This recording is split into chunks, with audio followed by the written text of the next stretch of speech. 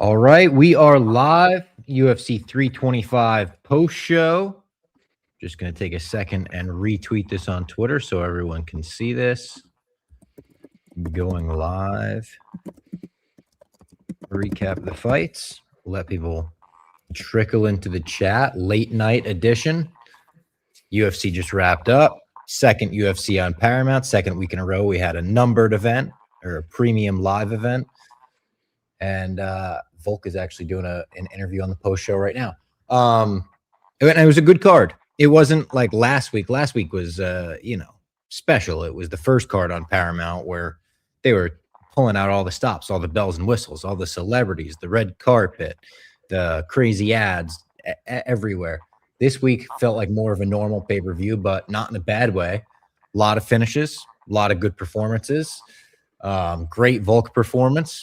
Good main event in general. Like, it was dominant. I think you could have made the argument, I guess you can make the argument for 50-45. There was a 50-45 scorecard.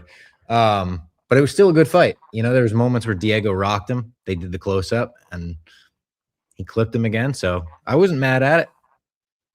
No, I wasn't mad at it. I honestly thought it was even more decisive than the first time. Yeah, I did too. I actually felt there was, because, like, when he rocked him in the first fight, I thought he was hurt more. Like, in this one, he did catch him coming in. It was a flush. Like, he landed on his chin, but that was a true flash. Like, he was fine. Yeah. And then that fourth round in the last fight, I thought he really was, like, he clipped him in the eye the one time and kind of fucked up his eye, and he was really, like, walking him down and putting pressure on him and putting him on the back foot, where, like, Volk, I felt like, really was just completely in control the entire fight. There was never really a point in time that I was that worried about Volk. I thought he had it the whole time. No, but it was a good main card. I mean, BSD was pretty dominant. Yeah. That was a good fight. But once he got on the ground, he just had his way with Dan. I really think, I don't know how you feel about this, but I think the way things are right now, where it's like, whether you agree with it or not, Gaethje's going to clearly get the next title shot. You have the Charles Max fight happening in like a month and a half, whatever it is, in March. I think BSD Arman is the clear fight. Yeah, BSD Arman, Patty Hooker, right? Yeah, I think those are the fights. I think you do BSD Arman, and to me, winner of that gets next title shot. Like, I understand that Holloway and Charles are higher ranked than, they're both higher ranked than BSD. BSD's going to be 6 after this. Yeah. But they've already both fought Ilya and got knocked out badly. And then you have the winner of the Arman BSD fight will have all the momentum in the world. Like, Arman will just have another notch in his belt. Is like clearly yes, next but like to the belt. To the public though, I agree with you. By the books, by paper, like they would. The winner of that fight would deserve the title shot next. I would be surprised if the UFC went that route over the winner of Max Oliveira. You think they would do? You think they would do that rematch over Arman again? Because you got to think about it like this. At this point, he is hard to deny it. Like, he's impossible to deny at this point. But I don't know, man. He's been a thorn in the UFC side, and the UFC fucking loves giving Holloway or Oliveira title shots. Like, I wouldn't be shocked if they did that. No, I wouldn't be like I wouldn't be shocked.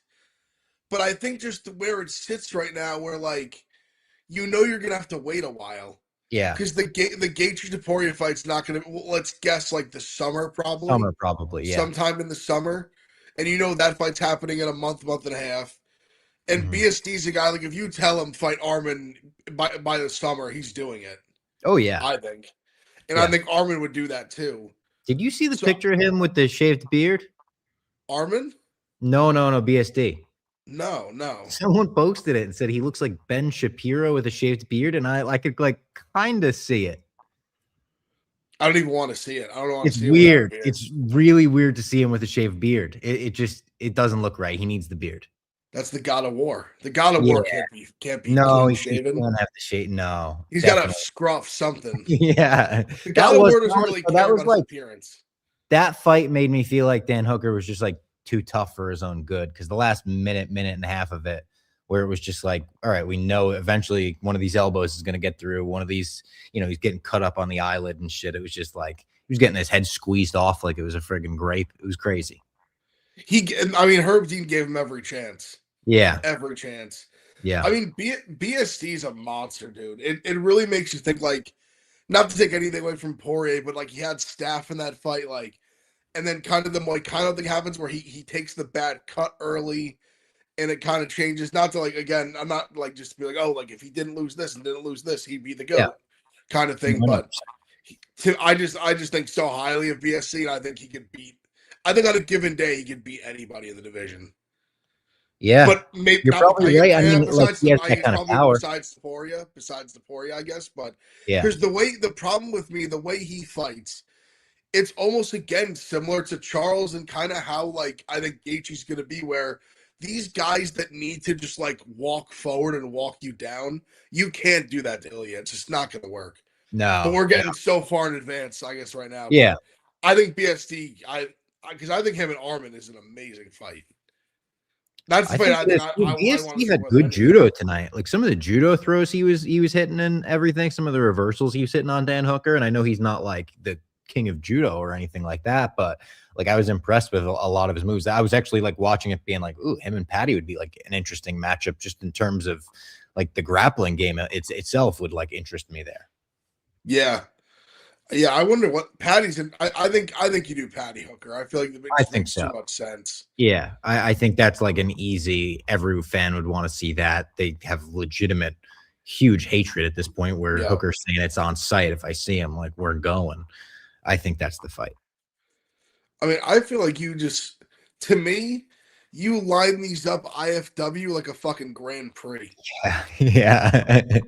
Like, oh, that's awesome. BST Armin, Patty Hooker. The problem is they're all going to be. You need to hire extra security. Yeah. Yeah, a lot. They all just want Patty. They all just want beef with Patty. You put like the Poirier, Gaethje.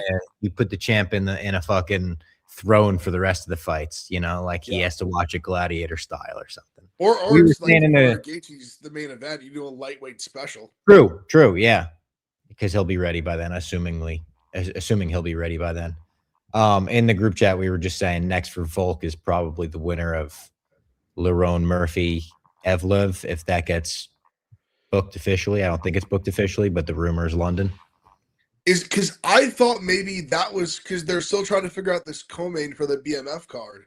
True. So I thought maybe, wow. It's not official. Like it was just like I think a couple of days ago there was a Reddit post that was like it's official, but nobody's actually saying that.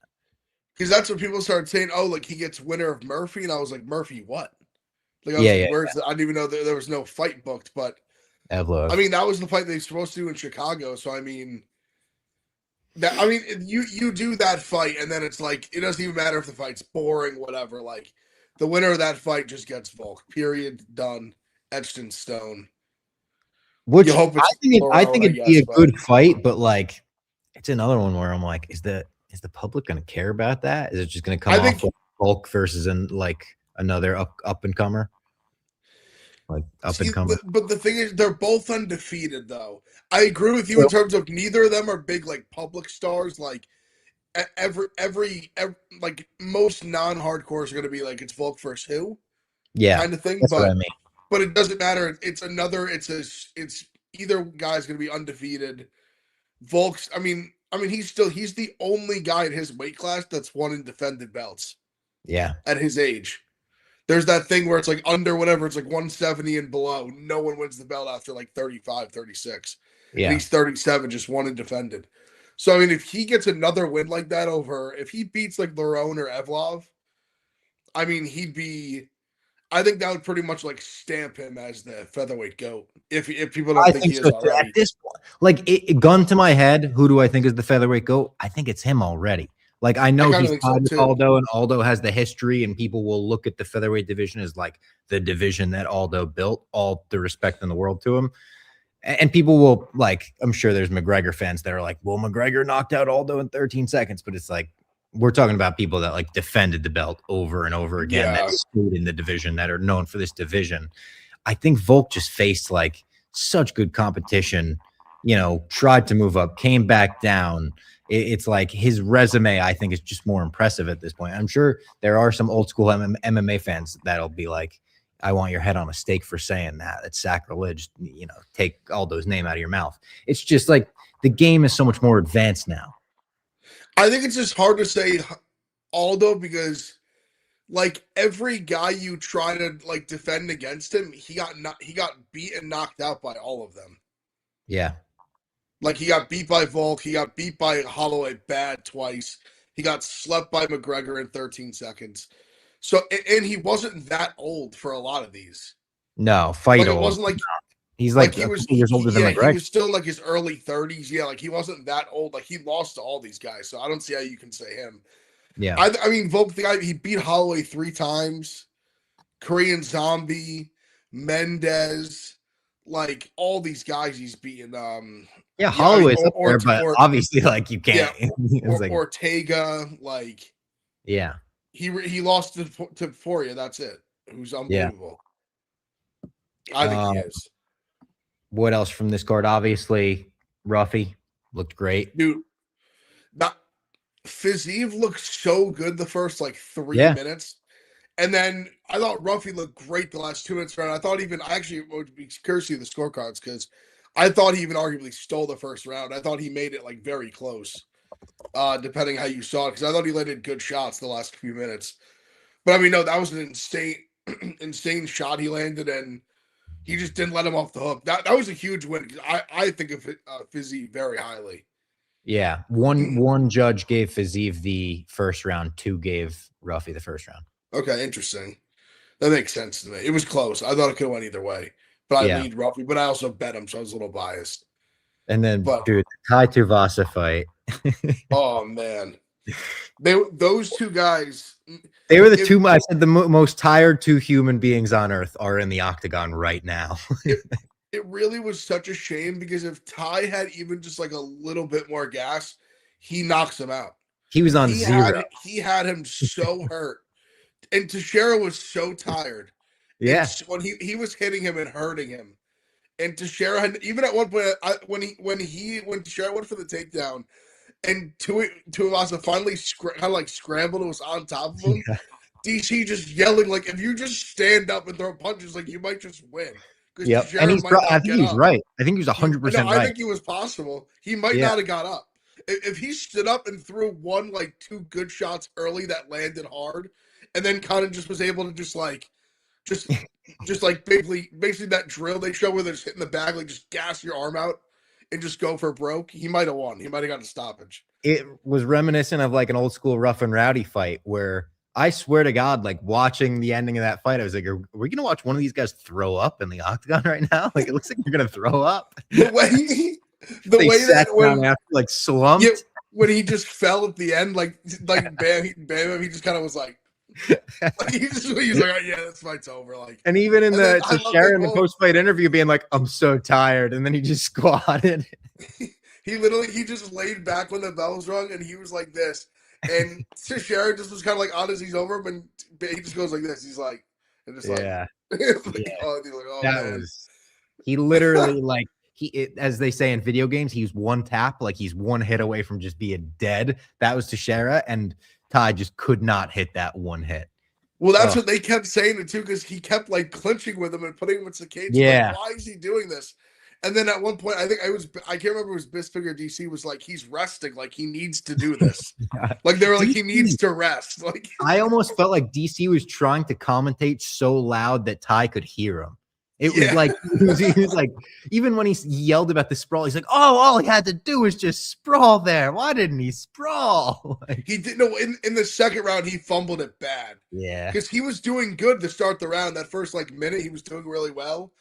And if he just the way he just didn't sprawl and just accepted being on his back, and that I think he could have won the fight, even a decision.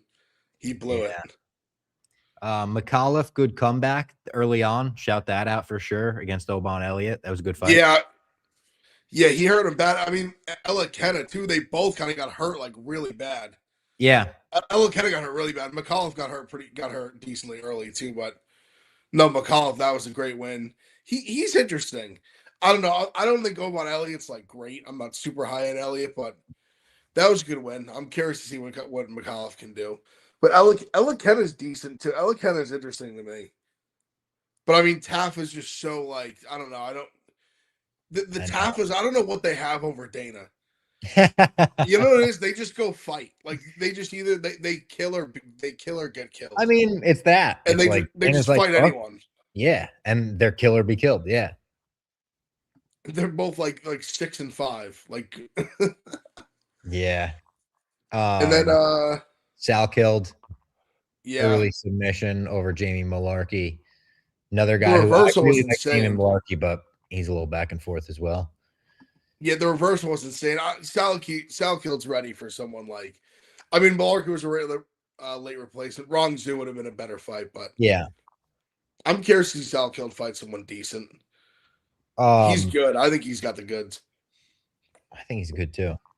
Nakamura with a knee early too. That was a good finish. That was crazy. I saw a lot of people on the decision there. That was a tough one. Yeah, and it was like two, like not back to back, but like almost back to back knees. But Like also he was twice. Salze, I mean, he must have been minus like 3,000 live. Yeah. Maybe not that high, but he was because Nakamura was putting some pressure on him in that round, but he had clearly won the first 2 rounds pretty Yeah. decisively. Almost knocked him out in the first round.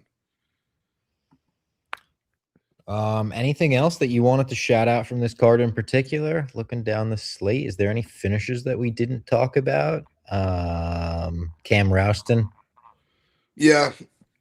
It was Kind like of whatever basically finish. It just wasn't like a did crazy what I highlight expected. reel. Like, Yeah, did what I expected. I mean, he had the advantage over Brundage. Rousey's an interesting prospect, though. I mean, he's super tall, long for the division. yeah. Tough Apparently muscle. I mean, 100,000 person stadium, White House. Rouston. No, I said 100,000 seat stadium, White House, Oh, just news wise. see, I think he just totally meant the thing on the side that Dana's been He talking had to about. mean that, yeah. Because Dana said no more than like 4,000. Yeah, like And then 4,500. there's a field that could hypothetically fit 100,000. I just don't think 100,000 people want to sit in a field and watch UFC on a screen when that, like, it's not like they're going to have any special view of it. It'd be like saying like 100,000 people are coming out of the Times Square boxing. See, I think they would just because it's such an event and it's like I guess it's not 4th of July, it's gonna be in the middle of June. But it's like the summer. I don't know. I think people will want to just because it's such like a one of one event. I I think do they think could people get will like, want to be like a part of it in some way. I think they might get like 20,000 people to show up and like 100,000 people in a field. Like you can't get that like if a massive, massive band is performing. Like I know it's free, But but it's not we're like talking about like you're just gonna watch it on TV.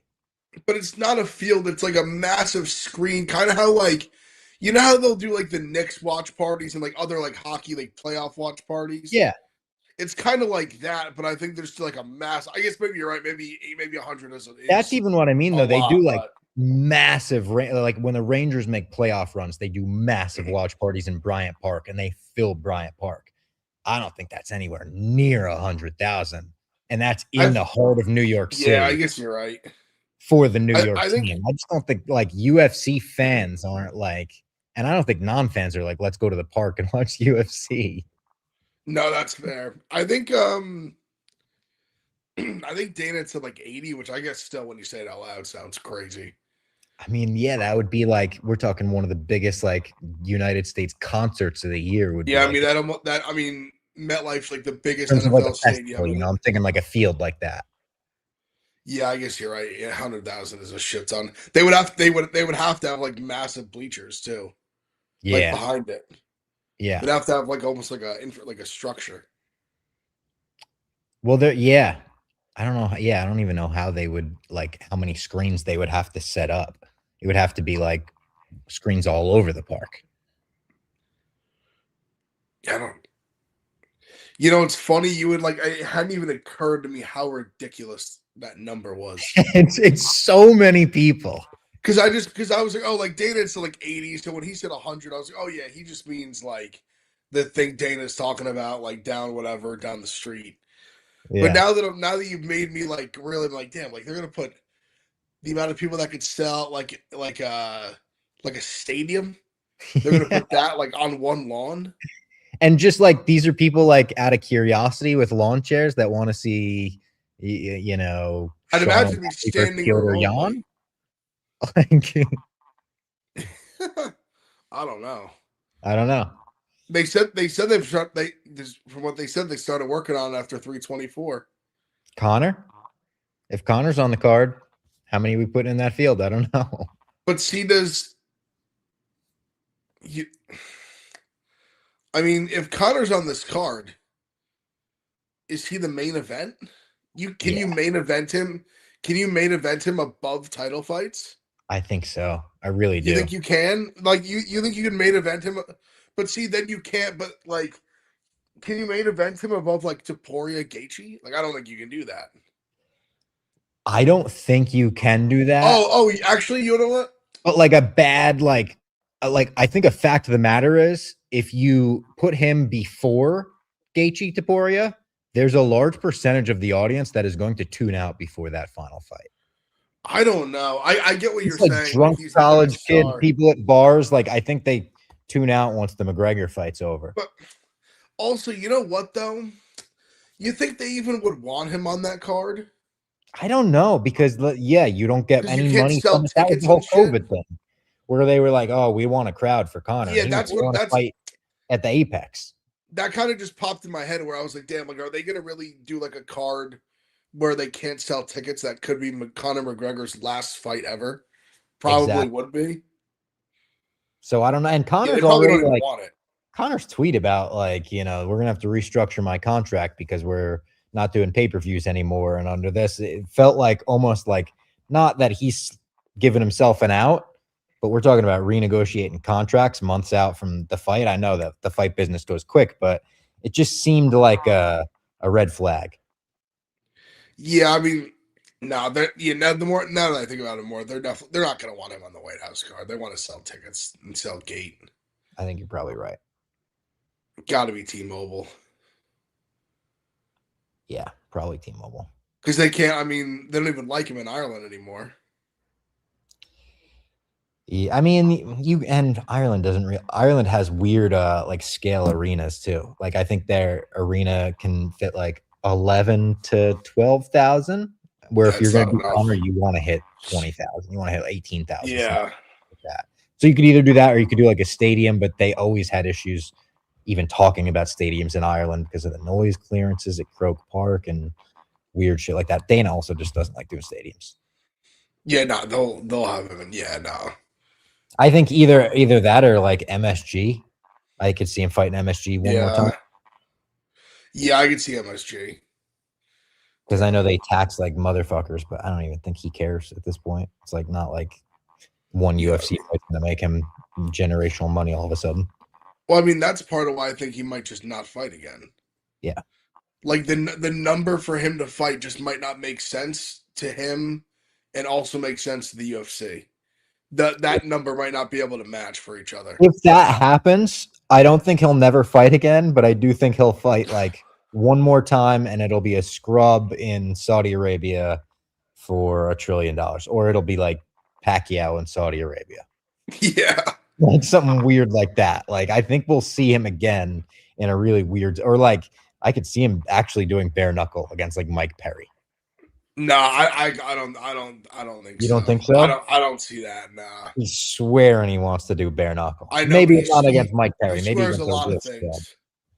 He also swore he was going to fight like 8 times in a year, like 3 years ago. He hasn't fought since. He laid it out, and he sounded like he was so serious. He's like, "Yeah, I have 8 fights in the next calendar year. Actually, I'm going to fight 8 times. I'm great director." Yeah. Hasn't fought since then. Huh? Sounds serious. It's actually crazy to think now that the Chandler fight was like pretty close to happening. It was booked and announced and everything. Good. He broke his pinky toe. Yeah. It was. How many weeks was it? Was it like a month? It was like a month. I think it might have been less than a month. Like 3 weeks. Because I remember showing up because I like had my stuff booked. I was ready to go to Vegas. Probably where it was closer. Fight gets canceled, and I was like, I'm not going to not go to International Fight Week just because this gets canceled. Like, I might as well still go. And I showed up to my hotel room, and they had a magazine on the table with McGregor and Chandler on the cover. It's like, oh, insult to injury It right was there. close to that. Right. You're right. It was close to that. It probably It was real like close. 2.5 weeks out. Yeah. Damn. And there was that close. Oh, man. Who the fuck does Chandler fight next? Sign Yo, Eddie you out. want yo, I'm yo, back again. you want to that could be Sal Kilt's next victim. They don't want I to do could that. see it. Tell me you could see. I could see it. I could see them doing that. They Maybe don't one want to do more that to after. Chandler right after the Patty fight. They don't want to just make him like we're going to feed you to the next generation. I mean, what else do they do with him? They could find a stupid firefight for him, right? Who, like Dariush? That's a tough fight for him too, though. Oh my god. I mean, yeah, who does he fight? Let me look. UFC lightweight rankings. Who would make sense for Chandler right now? Anyone in the chat right now up and awake and ready to matchmake? I think Sal Kill would make sense. I guess it would, but like, oof. He's a scrapper. He gets finishes. Like, would they want to put like? Would they want to do like Ruffy? oh nah. I don't think so. I don't think so. I'm just looking at the rankings. I don't think because that you're going. I think Ruffy's going to go above him in the rankings on Tuesday, right? That's what I'm saying. You just beat Rafael Fiziev, like, and then you're going backwards fighting Chandler. Yeah, no. Fiziv's definitely better. Would they do Fiziev? Fiziev Chandler? Losses? Damn, maybe. But that I think I don't know. Chandler would get. I think that'd be a bad day for Chandler. The problem is all the fights are like not a lot of good fights for Chandler. I know, like I think Sal Kill to be a bad day for him. Moicano, Chandler would be fun, like in terms of like they would have fun shouting at each other pre-fight. I mean, Ortega's out of that fight. They need someone to step in against Moicano. I could see them booking that. You think what if Sal Kill was a crazy bastard and said, "Give me that fight in like a month and a half's notice"? Dana would love that. Just a thought. Sal Kill Moicano. I got Sal Kill needs to give me a call. I got a vision for Sal Kill. We're just going through. We're just going through names that I think get you in the top 10 right now. Sean Taylor, not sure if you already talked about this, but how awesome is the 9 p.m. start for main card versus 10 p.m.? Real awesome. Huge. Awesome. Love it. Especially for us doing like post shows and shit like this. Love it. My boys are saying in the chat, like, what I'm thinking, this Paramount thing, man, people are watching that weren't watching before. Dude, I was getting texts tonight the same. My cousins, my friends. I had a friend asking me, like, does UFC do this every week? I'll watch this every week if this is. And I'm like, yeah, dude, they did fucking 42 weeks out of the year last year. My friend's gonna watch Zuffa boxing. He's gonna watch Contender Series now. He's like, this is awesome. I just have all of this on Paramount. I like, listen, we have the logo in the top corner over there. No full transparency. The show is sponsored by Paramount, but full transparency, not an ad. This is getting people watching. No, and the timing of it was perfect with football ending. Yeah. What else? There's no other good, like, I was college basketball's on, that's great, but like there's Boxing's nothing else tonight, I know, but yeah, like Teofimo Shakur's, they're fighting like literally as we speak. Yeah. But yeah, that's on pay-per-view. Like, where else can you just throw on one of your like normal subscription services and you got the fights every Saturday? It's really the only show in town on Saturday for the next like 6 months. Yeah. And then wait till the Contender Series comes back in the summer and we've got, the only show on Tuesday nights in the dog days of summer and shit. Yeah. Damn, I already missed. Contender is going to be great. Gable's going to squash someone like a watermelon on Contender. Yeah. They might have him on the premiere episode and the finale episode, hit him with the Bo Nickel just to be like, let's get some more out of this guy. Honestly, they might just say fuck Contender Series and just throw him in the UFC too. Yeah, that might be a White House. Although I do think they will want to put him on one Contender Series just to make it like a super highly watched Contender Series app. Yeah. And then just like springboard him onto like one of the later pay-per-views. You could say that number cards. if he wins the title, another guy from the Contender Series that wound up winning. 100%. We make absolute champions on the Contender Series. They love saying that. Yeah. They almost said Lopez would have been another. He lost the Contender Series. True. Yeah. All right. Anything else? That's all I had, really. No, just next week we got Batista and Lockdog. Yep. Solid card, not bad. It is a pretty good card. I'll take that card over no card, like we always say. I'll take fights over no fights. 100%. We got a break after that, though. Right. 2-week break? No, right? It's 1 week, and then the week after is Houston, I believe. The Strickland Fluffy. Right. And then we've got Moreno, Almabayev. Yeah. And then the MF title fight March 7th. Going to be a good month. Shout out Paramount Plus. Shout out Paramount. We'll talk to you with a preview show for Saturday's fights at some point this week. Follow us on social, Spin and Backfist. We'll let you know when we're going live.